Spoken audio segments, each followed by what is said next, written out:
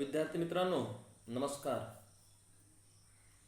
या अगोदरच्या तासिकेमध्ये आपण वारकरी संप्रदायाच्या अनुषंगानं चर्चा केली. महाराष्ट्रामध्ये जे अनेक संप्रदाय आहेत त्यापैकी एक अत्यंत महत्त्वाचा संप्रदाय म्हणून वारकरी संप्रदाय ओळखला जातो, ज्याला भक्ती संप्रदाय, भागवत संप्रदाय यासारख्या नावाने देखील ओळखलं जातं. आणि हा जो वारकरी संप्रदाय, या वारकरी संप्रदायाचे दैव, तीर्थस्थानं, त्याचे आचरण पद्धती आणि असणारं जे तत्वज्ञान आहे या अनुषंगाने आपण या अगोदरच्या तासिकेमध्ये चर्चा केली. वारकरी संप्रदायाचं सर्वात महत्त्वाचं कार्य कोणतं असेल तर ज्यांना वैदिक परंपरेने धर्माचा अधिकार नाकारला होता त्यांना, म्हणजे स्त्री आणि शूद्र यांना याने आपल्या धर्माची काय केली द्वारं खुली केली. मराठी भाषेचा त्यांनी ज्वलंतपणे काय केला पुरस्कार केला. आणि त्यामुळं मराठी साहित्यामध्ये देखील हा अत्यंत महत्त्वाचा असणारा असा संप्रदाय. या संप्रदायामधले पहिले संत म्हणजे संत नामदेव. वारकरी संप्रदायामध्ये संत नामदेवांना अत्यंत मानाचं आणि सन्मानाचं असं स्थान आहे. संत बहिणाबाईने वारकरी संप्रदायाचे चित्र रेखाटत असताना, संत कृपा झाली इमारत फळाली, ज्ञानदेवे रचिला पाया, उभारले देवालया, नामातयाचा किंकर तेने केला हा विस्तार. वारकरी संप्रदायाचा पूर्ण महाराष्ट्रभर विस्तार करण्याचं श्रेय संत नामदेवांना दिलं जातं. म्हणजे आज जो आपल्याला महाराष्ट्रामध्ये घरोघरी वारकरी संप्रदाय दिसतो त्याचं कारण असे की संत नामदेवांनी हा वारकरी संप्रदाय महाराष्ट्राच्या कानाकोपऱ्यामध्येच नव्हे तर पंजाबपर्यंत भागवत धर्माची पताका फडकवण्याचं काम या महान संतांनी केले. संत नामदेवांना जे आयुष्य लाभलं, जवळजवळ 80 वर्ष आयुष्य संत नामदेवाला लाभलं. आणि त्यांनी या दरम्यान भ्रमण केलं आणि या भ्रमणामध्ये वारकरी संप्रदायाचा प्रचार आणि प्रसार फार मोठ्या प्रमाणामध्ये केला. पांडुरंगाला महासमन्वयक मानून 18 पगड जातीच्या लोकांना एकत्र आणण्याचं, पंढरीच्या चंद्रभागेच्या वाळवंटामध्ये भोजन समाजाच्या लोकांना एकत्र आणून जात निर्मूलन करण्याचं काम देखील संत नामदेवांनी केलेलं आपल्याला दिसतं. संत नामदेवाचं हे जे कार्य, हे कार्य फार मोठे आहे हे तुम्ही लक्षात घ्या. संत नामदेवाच्या अनुषंगाने जेव्हा आपण विचार करतो त्यावेळेस आपल्याला असं दिसतं की संत नामदेवाने पांडुरंगाच्या सगुण रूपावर काय केलं प्रेम केलं. पांडुरंगाचे आपण 2 रूप मानतो, एक सगुण आणि दुसरं निर्गुण. सगुण म्हणजे व्यक्त आणि निर्गुण म्हणजे अव्यक्त. तर पांडुरंगाच्या सगुण रूपावर, प्रकट रूपावर प्रेम करणारा हा संत आहे. म्हणजे सगुण भक्तीत रमून यांनी समाजाला मानवतेची उपासना दिली संत नामदेवांनी. लक्षात घ्या, संत नामदेवांनी मानवी मूल्य हे सगळ्यात महत्त्वाचे मानले आणि त्यामुळं मानवतावाद वारकरी संप्रदायामध्ये खऱ्या अर्थानं जोपासण्याचं काम आपल्याला संत नामदेवांनी केलेलं दिसून येतं. भागवत धर्म महाराष्ट्रापासून पंजाबपर्यंत या धर्माची पताका फडकवण्याचं काम त्याने फार मोठ्या निष्ठेने केलेलं आपल्याला दिसून येतं. संत नामदेवाच्या भोवतीच आपल्याला सर्व संत दिसतात. संत मेळा जो दिसतो तो संत नामदेवांच्या भोवती दिसतो. चोका मेळासारखा स्फूर्ष संत संत नामदेवाच्या प्रभावळीमध्ये दिसतो. संत जनाबाई दिसते, कर्ममेळा आहे, सावतामाळी, लक्षात नरहरी सोनारे, सर्व संत, हे सर्व संत आपल्याला वारकरी संप्रदायामध्ये संत नामदेवांच्या प्रभावळीखाली दिसतात. आणि त्यामुळं संत नामदेवांनी खऱ्या अर्थाने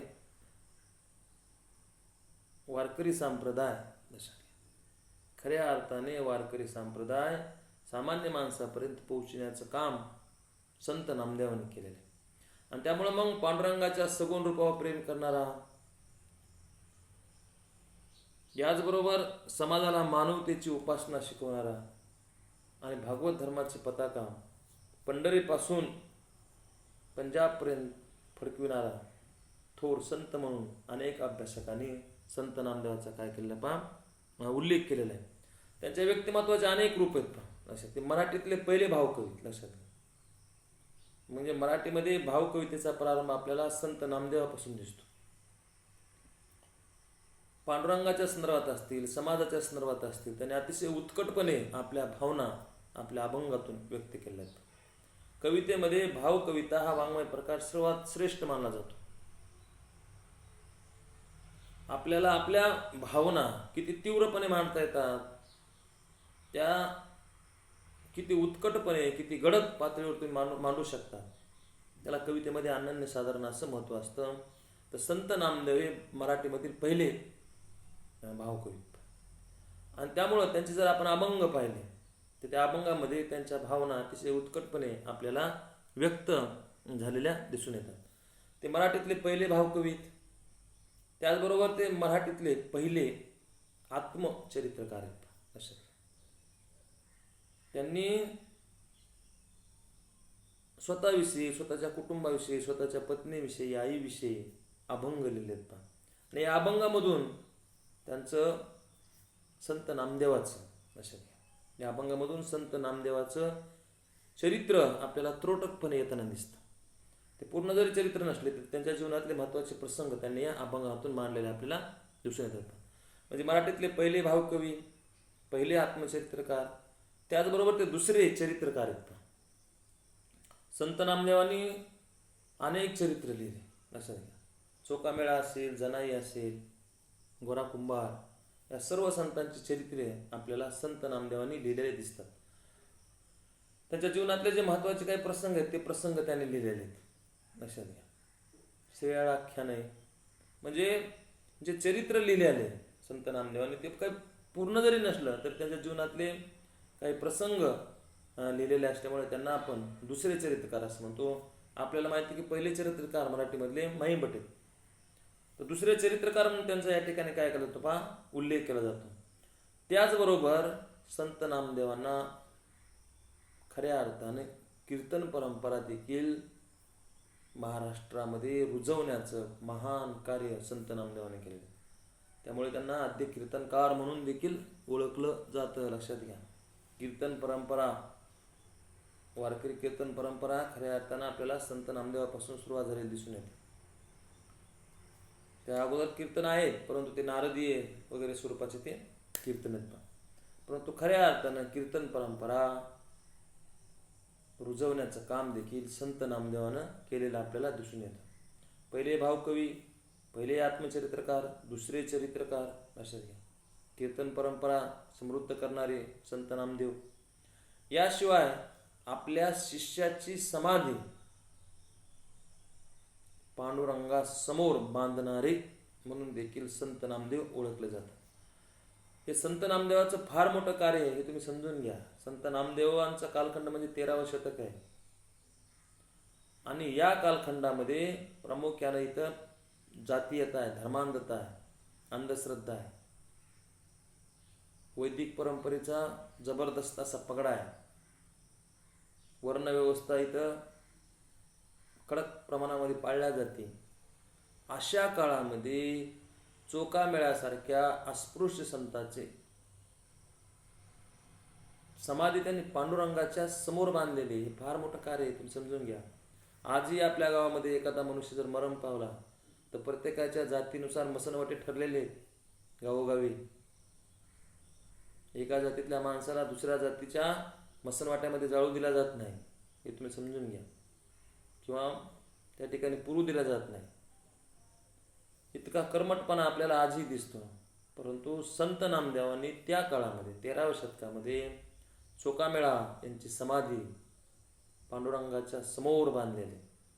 नुसते त्याने विचार मांडले नाहीत मानवतावादी, तर मानवतावादी विचार रुजवण्याचं काम देखील संत नामदेवाने केलेलं आपल्या वर्तनातून. लक्षात घ्या.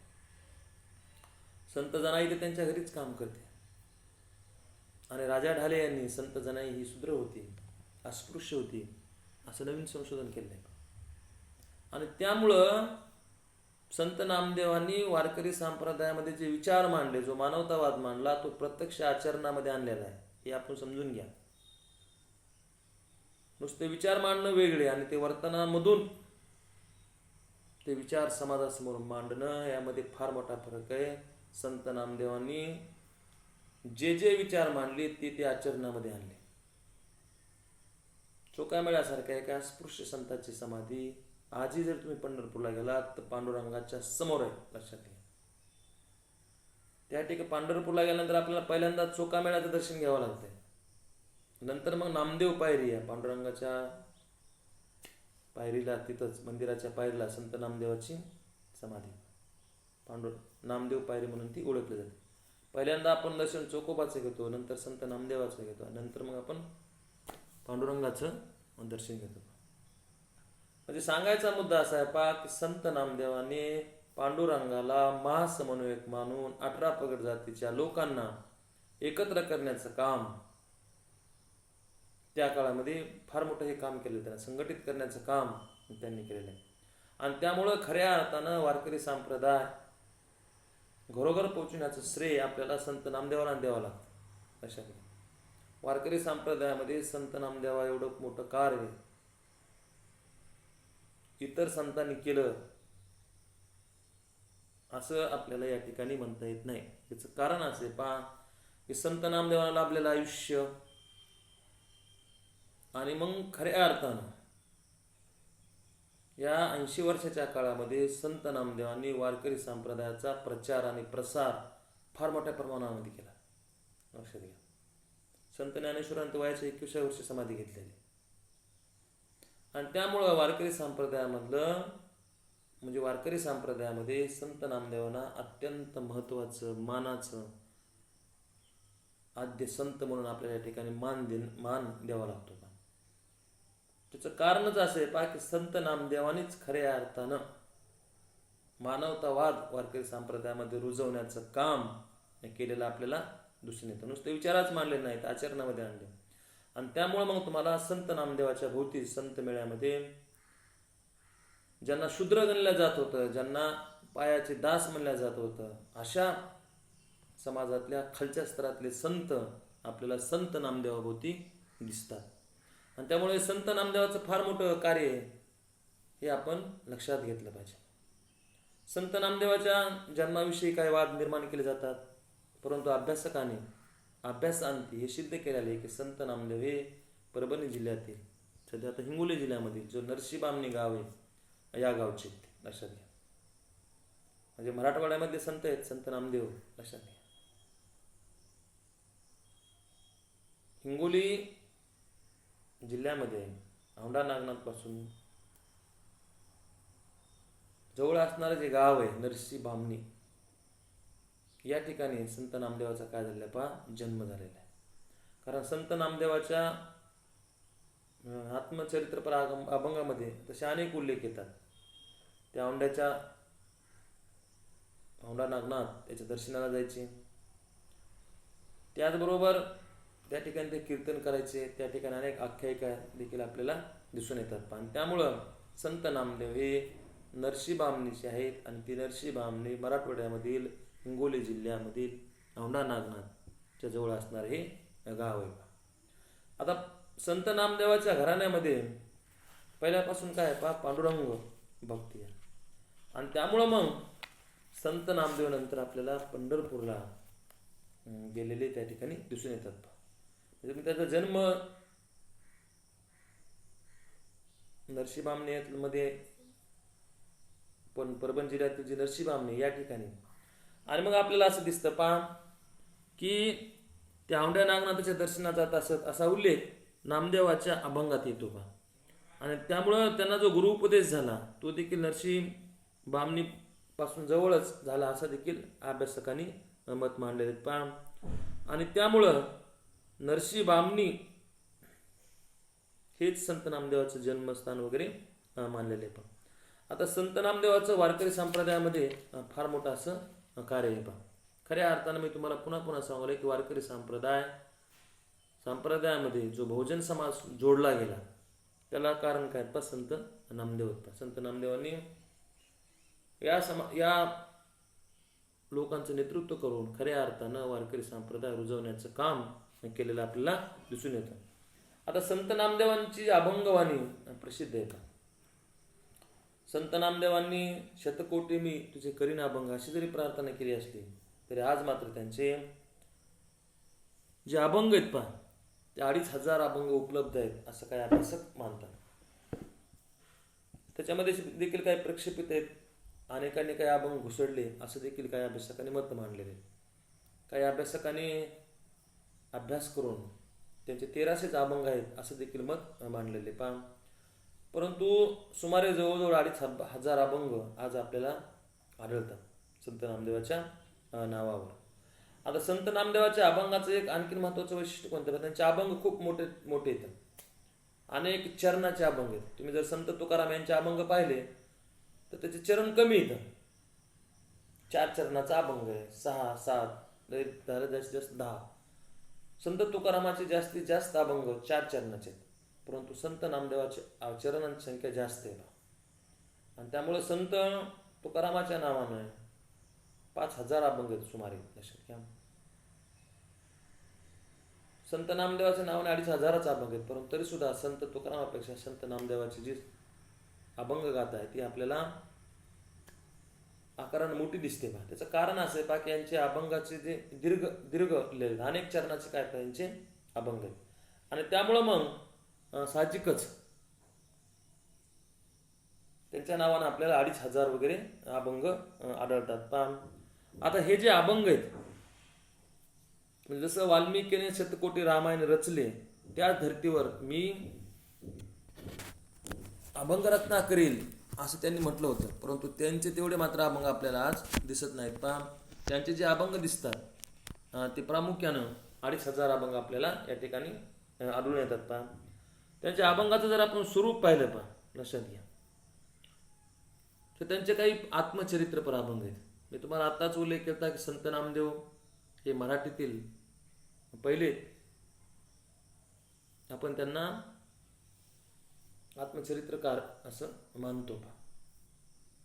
त्याचं कारण असं आहे की त्यांनी स्वतःबद्दल स्वतःच्या कुटुंबाबद्दल काही अभंग लिहिलेले आपल्याला दिसतात पहा. त्यांची संख्या 491. 491 अभंगामधून त्यांनी प्रामुख्यानं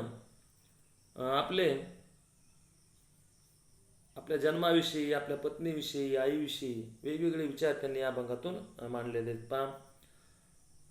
मुळामध्ये यामध्ये त्यांनी आपला जो जन्म हीन जातीमुळे झाला आणि त्यामुळे मग आपल्याला कशी वागणूक मिळाली याचे देखील त्यांनी वर्णन केले पहा. की शिंपियाच्या कुळी जन्म मज झाला, परी हेतू गुंतला सदाशिवी, दिवसा माझी शिवी रात्री माझी शिवी, आरानुक जीवी नाही माझ्या. असं त्यांनी स्वतःच्या जातीचा काय केलाय पहा उल्लेख केलेला आहे. आणि त्या काळामध्ये शिंप्यांना देखील वागणूक कशी दिली जात होते याचं अतिशय 10 वास्तव त्यांनी या अभंगातून मांडलेले आहे. काय म्हटलं पहा, शिंपियाच्या कुळी जन्म मज झाला, परी हेतू गुंतला सदाशिवी, दिवसा माझी शिवी रात्री माझी शिवी, आरानुक जीवी नाही माझ्या, सुई आणि सातुळी कात्री गज दोरा, मांडेला पसारा सदाशिवी, नामामने शिवी विठोबाच्या अंगी, त्याची निमी जगी धन्य झालो. तर संत संतांसारख्या जाती त्याचे चटके सहन करायला लक्षात घ्या. कारण संत नामदेवाच्या काळामध्ये जात धर्म हा अत्यंत प्रभावी घटक आहे. आणि त्यामुळं तुमचा जन्म कुठं झाला यावरून तुमचं मोठेपण त्या काळामध्ये पाहिलं जात होतं. संत नामदेवासारख्या संताला देखील याचे चटके जे सहन करायला लागले ते त्यांनी आपल्या अभंगातून मांडलेले आहेत पहा. त्यांची पत्नीच्या अनुषंगाने त्यांनी अभंग लिहिलेले आहेत पहा. कारण संत नामदेवांना पांडुरंग आणि पंढरपूरचं प्रचंड असं वेळ आहे पहा. आणि त्यामुळे त्यांच्या संसाराकडं दुर्लक्ष आहे. आणि त्यामुळे मग पत्नी पांडुरंगालाच जाब विचारते पहा. ती असं म्हणते की आगाये विठोबा पाहे मजकडे, काऊ केले वेळे बाळ माझे. असं विचारणाऱ्या आईचं आणि आपल्या पत्नीचं चित्र त्याने रेखाटलं पहा. माझा नामा मज देई, जीव देईन तुझे पायी, म्हणून भांडणाऱ्या गोनाईचे चित्र त्यांनी रेखाटलेले पहा. म्हणजे जी गोनाई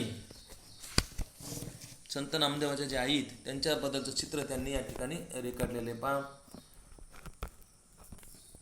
संत नामदेव प्रामुख्यानं पांडुरंगाची भक्ती करतात आणि त्या भक्तीमध्ये ते तल्लीन झालेले.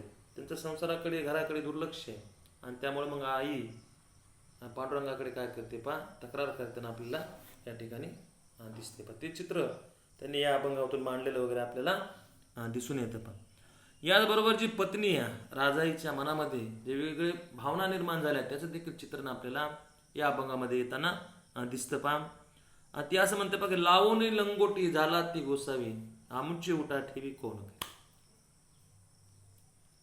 राजाई काय म्हणते नामदेवला, किंवा तुम्ही तुमच्या संसाराकडे दुर्लक्ष आहे, लावणी लंगोटी झाला ती गोसावी आमची उठा ठेवी कोण करे, अशी तक्रार करताना देखील ती या ठिकाणी आपल्याला दिसते पहा. आणि त्यामुळं हे राजाईचे उद्गार स्त्री सुलभ भावनेनुसार या ठिकाणी आलेले आहेत पहा. आणि ते पांडुरंगाकडे तक्रार करते, माझ्या भरताला तू काय वेळे केलं पांडुरंगा, हा सारखं तुमचं नामस्मरण करते, हा सारखं तुमचे चिंतन करते, संसाराकडे लक्ष नाही. आणि हे सगळं चित्रण संत नामदेवाच्या अभंगामध्ये येताना आपल्याला दिसतं पहा. आणि त्यामुळं हे बी इनामदार यांनी संत नामदेवाबद्दल असं म्हटलं पहा की मराठीतील हे पहिलेच आत्मचरित्र होते, म्हणून मराठीतील पहिले आत्मचरित्रकार असा नामदेवाचा उल्लेख करावयास हवा. संत नामदेवाचे 491 अभंग आहेत आत्मचरित्रपर अभंग. या अभंगामधून प्रामुख्यानं संत नामदेवांनी स्वतःविषयी, स्वतःच्या पत्नीविषयी, स्वतःच्या आईविषयी या अभंगातून काय केले पहा, विचार मांडले दिसून येतात. ते त्यांचे आत्मचरित्रपर अभंग आहेत. आणि त्यामुळे मग आपल्याला असं दिसतं पहा की माझे जन्मपत्रे बाबाजी ब्राह्मण नेले त्याचे खून सारवाय का, हा त्यांचा जन्माच्या अनुषंगांचा काय पहा अभंग आहे.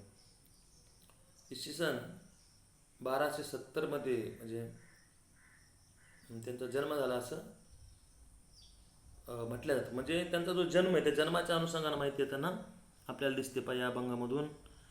आणि याशिवाय त्यांचा जो अभंग आहे त्या अभंगामध्ये प्रामुख्यानं स्वतःच्या जन्माविषयी, स्वतःच्या कुटुंबाविषयीची माहिती येताना आपल्याला दिसते. त्यामुळं हेवी इनामदार यांनी त्यांना मराठीतले पहिले चरित्रकार म्हणून, आत्मचरित्रकार म्हणून काय केलं पाहिजे, त्यांचा उल्लेख केला आपल्याला दिसून येतो. आता याशिवाय ज्ञानेश्वरांनी काही चरित्र लिहिले. संत नामदेवांनी ज्ञानेश्वराचं चरित्र लिहिले आणि ते ज्ञानेश्वर चरित्र म्हणून प्रसिद्ध आहे. संत नामदेवाचं जे चरित्र आहे ते ज्ञानेश्वर चरित्र म्हणून प्रसिद्ध आहे पहा. आणि त्यामुळं त्यांना दुसरे चरित्रकार देखील म्हटलं जातं पहा. संत नामदेवाने ज्ञानेश्वराचं जे चरित्र लिहिले ते 3 प्रकरणामध्ये लिहिले. आदी, समाधी आणि तीर्थावळी या 3 प्रकरणात त्यांनी संत ज्ञानेश्वरांचं चरित्र लिहिले पहा. यांची जी अभंग संख्या आहे ती सुमारे 350 आहे. आणि त्याचा रचनाक्रम असा आहे पहा की अगोदर त्यांनी तीर्थावळी, नंतर समाधी आणि शेवटी आदी हे प्रकरण लिहिलं असं अभ्यास मत मानतात पहा. आणि त्यामुळं ज्ञानेश्वर चरित्र सांगता सांगता नामदेवांचे स्वतःबद्दल या चरित्रामध्ये काय उल्लेख येताना वगैरे आपल्याला दिसतात पहा. तिन्ही भावंडाचं वर्णन करताना ते असं म्हणतात पहा की तिन्ही देव जैसे प्रभरमचे ठसे जगी सूर्य जैसे प्रकाशले. संत ज्ञानेश्वर, सोपान काका, मुक्ताई यांच्याबद्दलचं वर्णन या ठिकाणी आपल्याला येतं पहा. निवृत्तीनाथ या अनुषंगाने ते सांगतात. आणि तीर्थावळी जे प्रकरण आहे ते तीर्थावळी या प्रकरणामध्ये संत ज्ञानेश्वरांसोबत नामदेवांनी केलेलं जे पर्यटन आहे त्या अनुषंगाने माहिती येते पहा. सगळ्यात महत्त्वाचं समाधी हे जे प्रकरण आहे, संत ज्ञानेश्वरांनी समाधी घेत असताना संत नामदेव हे त्यांच्या सोबत आहेत पहा. आणि त्यामुळं त्याचं जे त्यांनी चित्रण केलेलं आहे ते अतिशय हृदयस्पर्शी कारुण्यपूर्ण या स्वरूपाचं हे चित्रण आहे पहा. हे पहा, समाधी हे प्रकरण तर करुण रसाचा परमोत्कर्ष आहे पहा. त्यामध्ये कारुण्य आहे पहा. संत नामदेव ज्ञानेश्वरांच्या हाताला धरून त्यांना समाधीला बसवतात त्या प्रसंगाचं चित्रण त्यांनी या ठिकाणी केलेले पहा. बांधल्या तळ्याचा फुटला पाट ओग बारा वाट मुरडताती असं म्हटलेलं आहे. सर्वांना काय झालंय पहा की अश्रू अनावर झालेले आहेत संत ज्ञानेश्वर समाधी घेत असताना. आणि मग त्याचं चित्रण की या अभंगातून वगैरे करताना आपल्याला दिसतात. पहा पुढे असं म्हटलं पाहिजे निवृत्तीनाथाच्या मनात झालेली अवस्था देखील त्यांनी मांडलेले. पहा की हरणी विना खोपी पडेली ओस दस दिशा पाडस भ्रमताती. हरणी नसल्यामुळं पाडस जसे वनवन भटकतात भ्रमतात तशी अवस्था इतर भावंडाची झालेली ही त्यांनी याच्यातून वर्णन केलेलं आपल्याला दिसून येतं. पहा म्हणजे कोण जाणे माझे जीवीचा कळवळा प्रेमाश्रू डोळा लोटताती नामामने येथे बोलवे नामज जातसे निजगुज आवडीचे.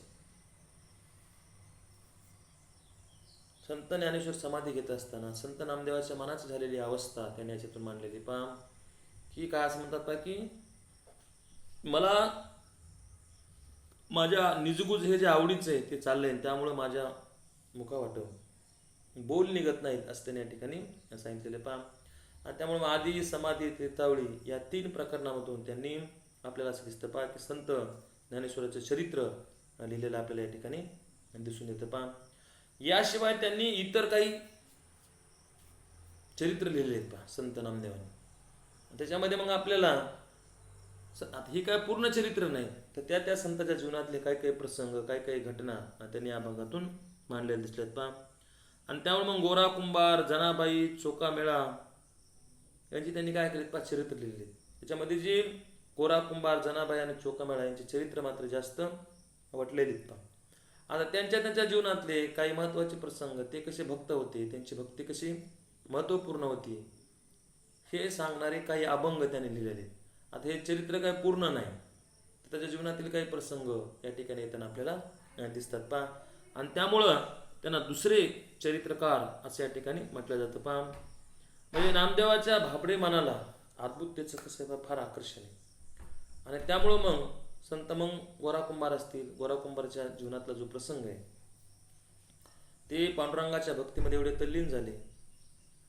ते चिखल वगैरे तुडवत असताना पांडुरंगाचं नामस्मरण करतात आणि तितक्यात त्यांचं लहान बाळ येतं. मग याच्यामध्ये त्या बाळाला कसं तुडवतात चिखलामध्ये म्हणजे भक्तीमध्ये ते एवढे मग्न आहेत संत गोरा कुंभार.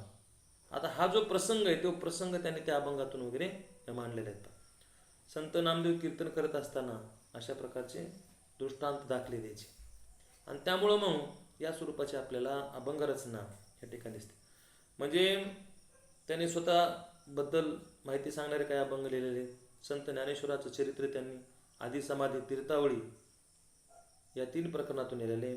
तसंच इतर संतांची सुद्धा त्यांनी चरित्र लिहिले. संत जनाई असेल गोरा कुंभार असेल चोकामेळा असेल यांची चरित्र देखील आपल्याला या ठिकाणी चांगली वटलेली दिसून येतात. पहा आता याशिवाय त्यांचे आत्मनिवेदन पर काय अभंग आहेत. पहा म्हणजे अंतर्मुक्ता आत्मपरता आणि जिव्हाळा हा नामदेवाच्या कवितेचा काय पहा गाभा आहे. अंतर्मुक्ता आत्मपरता आणि जिव्हाळा आणि त्यामुळं हे जे त्यांचे अभंग आहेत हे अभंग देखील अत्यंत महत्त्वाचे असणारे त्यांचे अभंग आहेत. पहा माझे मनी ऐसे होतसे गा देवा देह समर्पावा तुझे पायी असं त्यांनी म्हटलेलं आहे. पहा माझे मनी ऐसे होतसे गा देवा देह समर्पावा तुझे पायी असं त्यांनी उल्लेख केलेला आहे.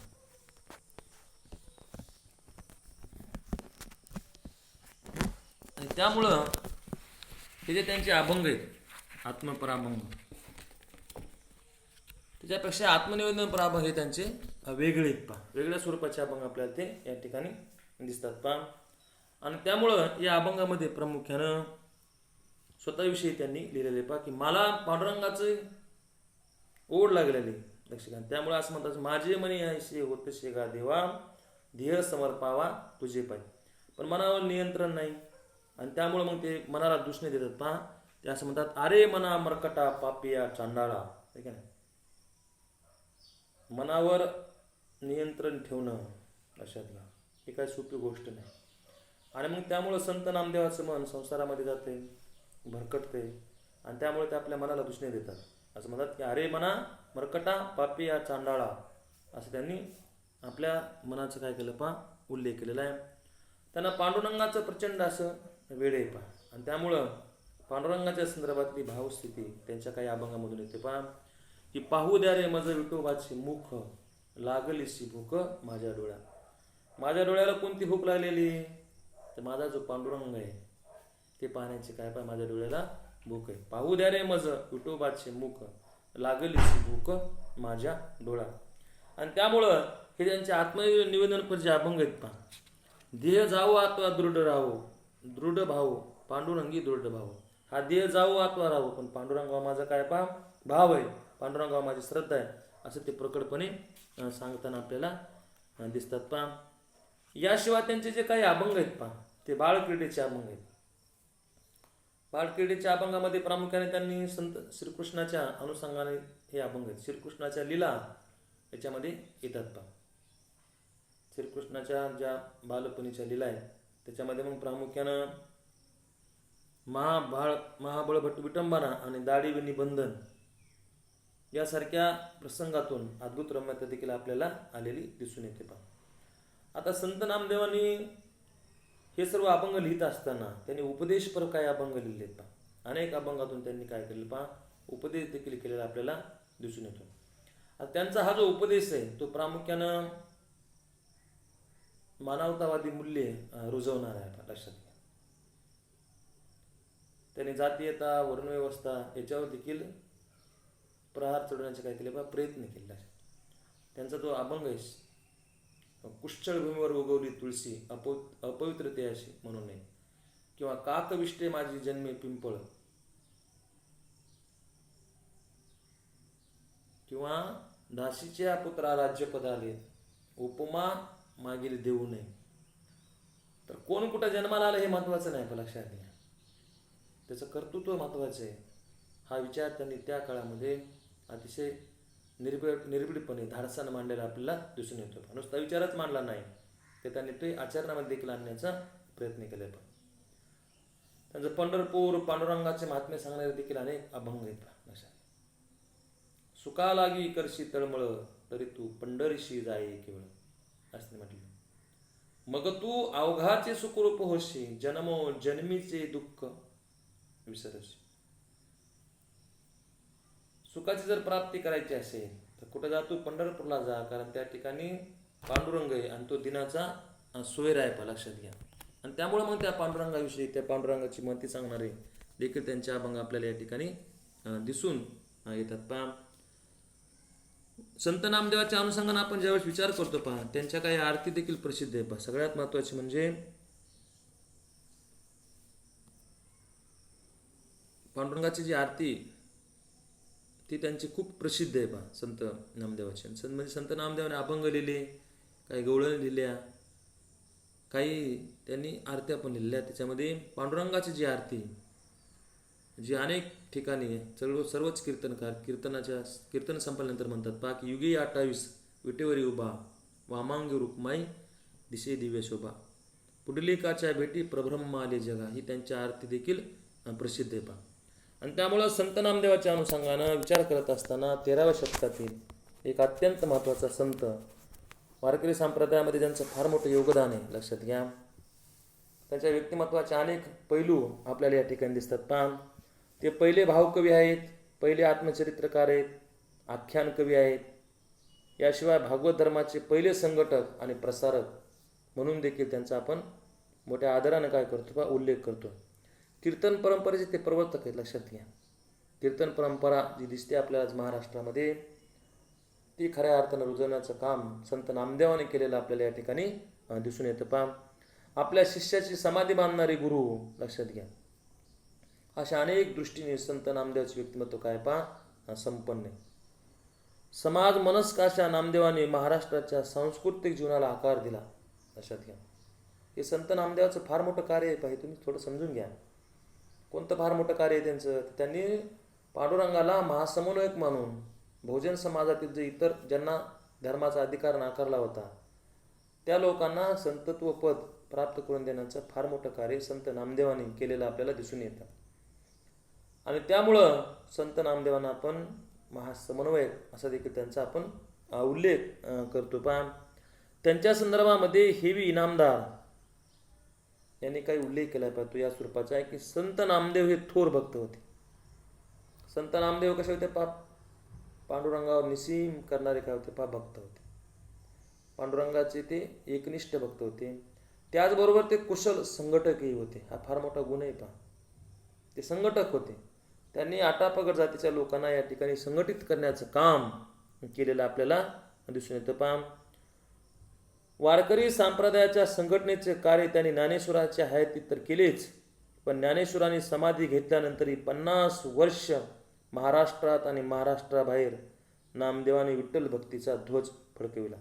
हे अत्यंत महत्त्वाचं कार्य त्यांच्या लक्षात आहे.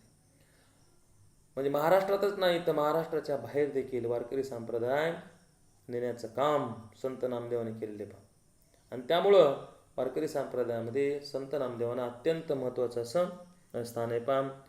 विविध प्रदेशात जाऊन लक्षात घ्या, नामदेवांनी तेथील लोकभाषेत देखील रचना केली. त्यांची जी काही हिंदी रचना आहे ती आपल्याला शिखांचा जो पवित्र ग्रंथ आहे गुरुग्रंथ साहेब यांच्यामध्ये त्यांची 61 पदं आपल्याला या ठिकाणी दिसतात संत नामदेवाची. आणि त्यामुळं त्यांनी हिंदी रचना देखील त्यांची प्रसिद्ध आहे. 18 पगड जातींना विठ्ठल प्रेमाने भारून जाती निरपेक्ष अशा अध्यात्म विचाराची मुहूर्तमेढ लढवली. ते सगळ्यात महत्त्वाचं काम आहे. म्हणजे जाती निरपेक्ष अशा अध्यात्म विचाराची मुहूर्तमेढ लावण्याचं काम 18 पगड जातीच्या लोकांना एकत्र करून संत नामदेवांनी केलं. नामसंकीर्तनाची नवी परंपरा त्यांनी सुरू केली आणि वारकरी संप्रदाय अतिशय प्रभावशाली बनवला. म्हणजे आज जो वारकरी संप्रदाय आपल्याला जो प्रभावशाली दिसतो त्याचं सगळ्यात महत्त्वाचं श्रेय कोणाला? तर संत नामदेवाला आपल्याला द्यावं लागतं. त्याचं कारण असं आहे की संत नामदेवांनी सतत 50 वर्ष भ्रमण करून वारकरी संप्रदाय घरोघर पोहोचण्याचं महान असं कार्य केलं.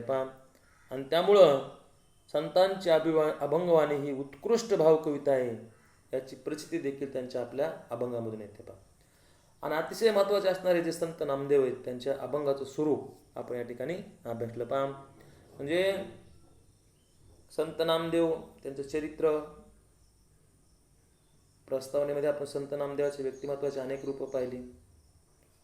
याशिवाय त्यांचे चरित्र आपण त्रोटकपणे पाहिलं. संत नामदेवाच्या अभंगाची जी वैशिष्ट्ये आहेत त्यांचे आत्मप्राभंग आहेत, त्यांनी ज्ञानेश्वरांचं चरित्र लिहिलेलं आहे, नंतर पुन्हा इतर काही संतांचे चरित्र लिहिलेले आहेत, काही आत्मनिवेदनपर त्यांचे अभंग आहेत, काही उपदेशपर अभंग आहेत, काही बाळक्रीडेचे देखील आपल्याला अभंग त्यांचे दिसून येतात. या सर्वच अभंगामधून एक अतिशय भाववेड्या नामदेवाचं चित्र या ठिकाणी उभं राहतं. धन्यवाद.